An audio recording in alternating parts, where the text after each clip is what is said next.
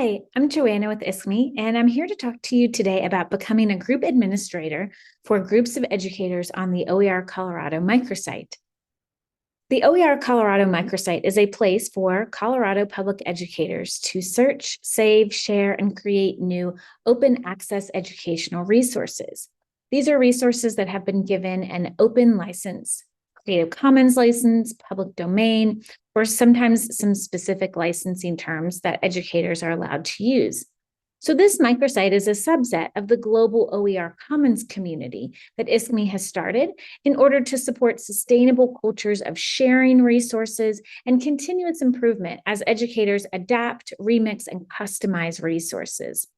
The groups that we'll be talking about today are a feature of the microsite and the OER Commons global site that allow educators to begin to connect and collaborate at small and big levels. And this really supports the professional learning journeys of educators as they find, save, evaluate, and create new OER resources.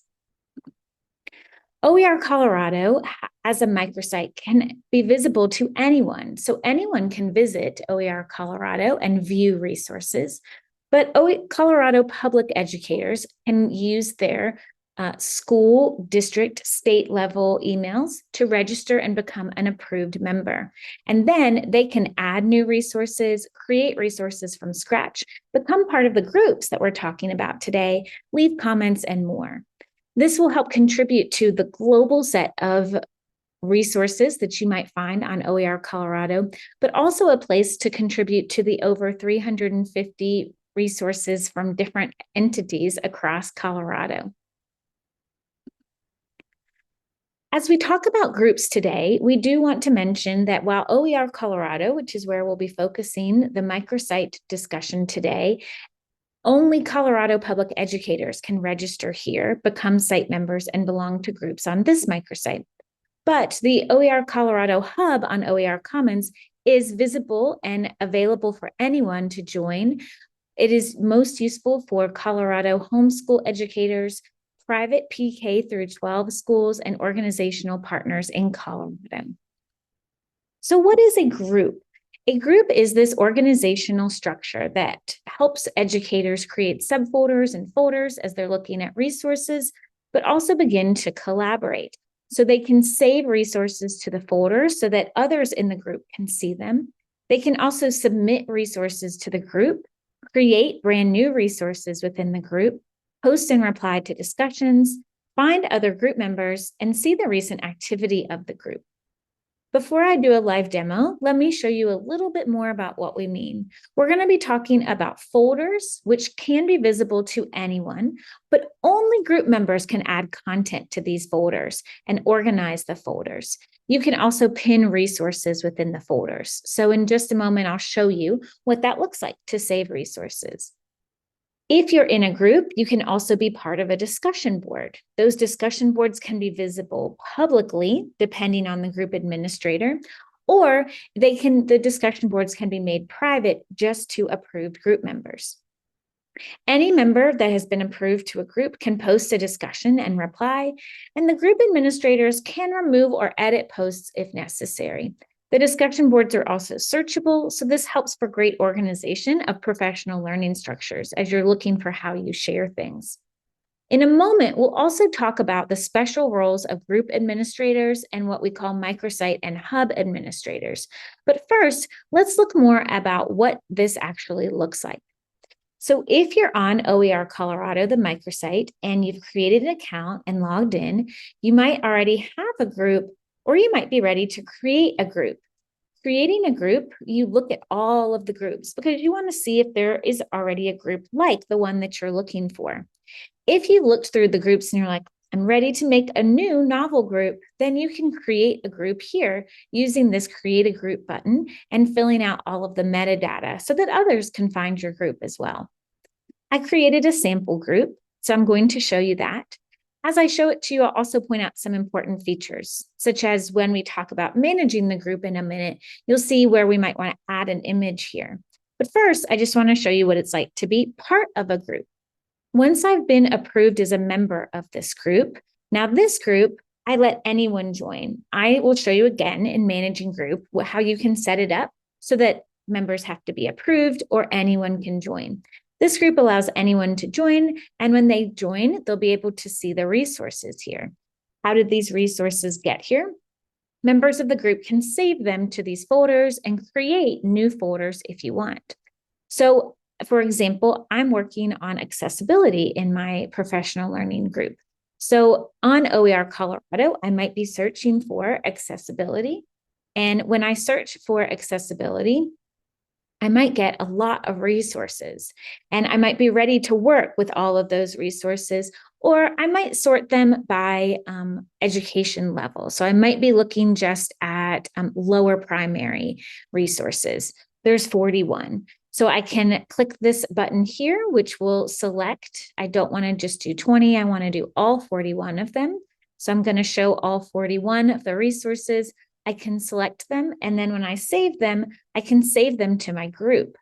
I can save them just under the main title, accessibility, but in this case, I've made subfolders. Again, anyone in the group can make folders and subfolders.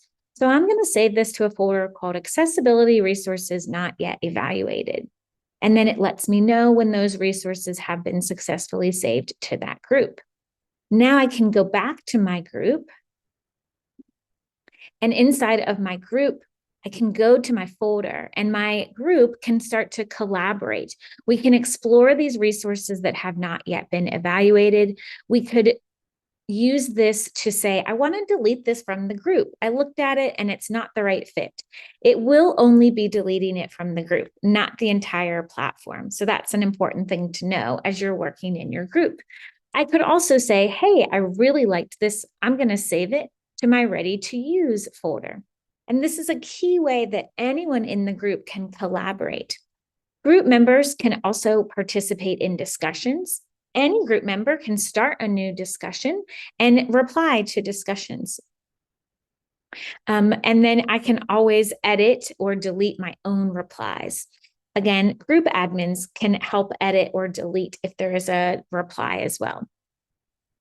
Members, any member can see the other members and find them. And then I can also look at this recent activity to see what has been happening in the group. So you can see when someone has added resources, and I can go directly to their profile, or I can go directly to the resource. So it's a great way for collaboration to see what have people in my group been doing and looking at.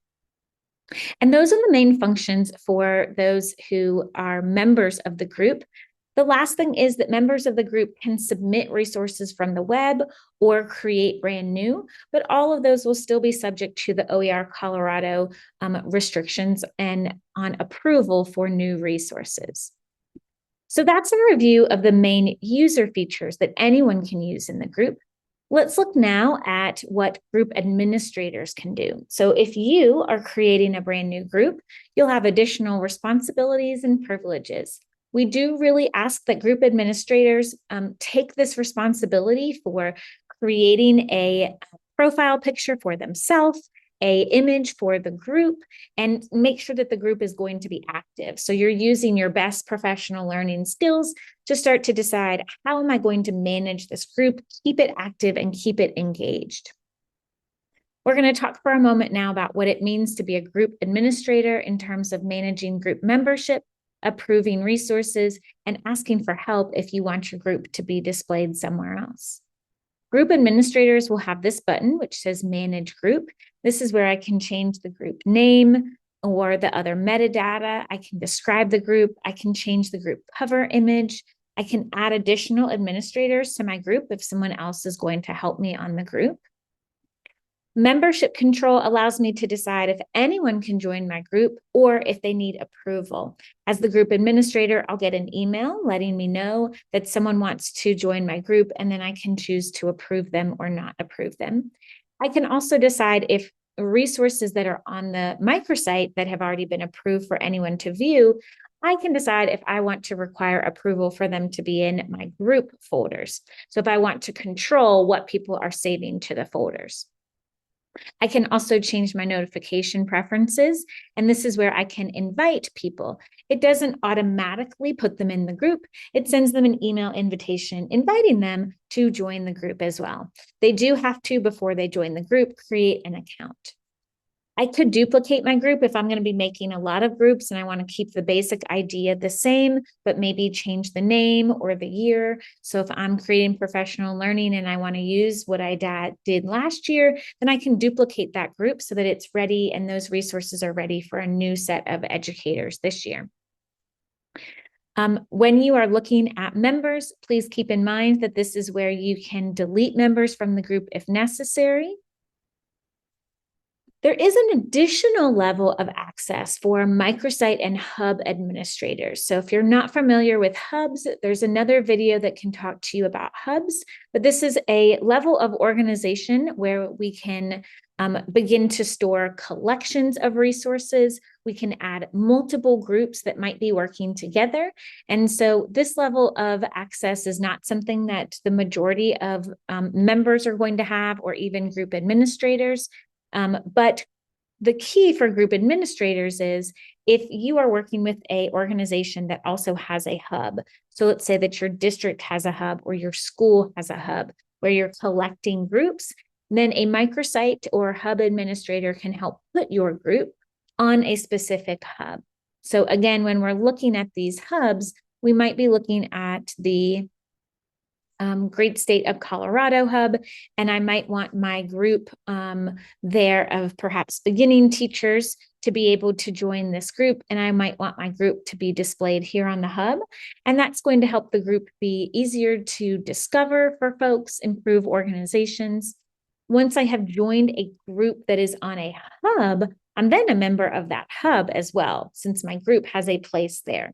My group is discoverable at any point via searching all groups, but it's also discoverable in this additional place, like an additional bookmark to your group here can be found on a hub. And then hub administrators can send out hub announcements via email, and they can also access a level of analytics on that group member and resource engagement. So how do you manage a group? I showed you the majority of these features about how to manage. One of the key is that you will only see this button after you have members who join can still do this contribute to the group. So that is a feature for any member, but the managing the group numbers 2, 3, and 4, these are going to be only for those group administrators. So the other feature that we want to give a little bit of caution to is that as you are managing your group members as a group administrator, be careful of this little black button. That's how you might end up deleting someone. So that is a little circle with the X in it, which is how you would remove people from your group if perhaps they've left the district and you want to remove them from that particular group. We're excited for you to start your own group and begin collaboration. If you need additional help beyond this video, please note that there is a support button that follows you around on the microsite everywhere you go. When you click on that support button, we do first want you to search any articles. So if you're looking for resources on how to manage your group or manage certain resources, there are help articles that are already created for that.